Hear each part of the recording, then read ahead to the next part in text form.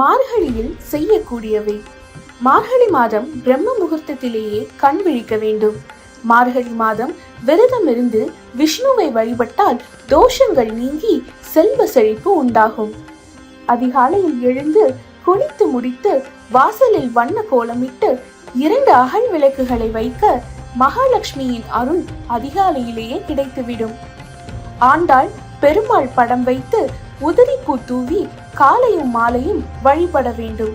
அதிகாலையில் பஜனை பாடுவதுடன் திருப்பாவை திருவெம்பாவை பாடல் பாடுவதும் கேட்பதும் புண்ணியம். இல்லாவிட்டால் கோலம் போடும் நேரத்திலாவது பாட வேண்டும். மார்கழி மாதத்தில் திருமணத்திற்கு வரன் பொருத்தம் பார்ப்பதோடு ஜாதக பரிமாற்றமும் கர்ப்பிணி பெண்களுக்கு சீமந்தமும் செய்யலாம். மார்கழி மாதத்தில் நிலம் மற்றும் வீடு வாங்க முன்பணம் கொடுப்பதோடு பத்திரப்பதிவும் செய்யலாம். மார்கழியில் செய்யக்கூடாதவை: முதல் நாள் இரவே கோலம் போடுவதை தவிர்க்க வேண்டும். மார்கழியில் விதை விதைக்க கூடாது. சூரிய உதயத்திற்கு பின்பு தூங்கக்கூடாது. மார்கழி மாதம் விரதம் மேற்கொள்ளும் கன்னி பெண்கள் நெய் பால் சேர்ந்த உணவை சேர்க்கக்கூடாது. திருமணம் மற்றும் நிச்சயதார்த்தம் செய்தல், காது குத்தல் போன்ற சுப நிகழ்ச்சிகள் செய்யக்கூடாது.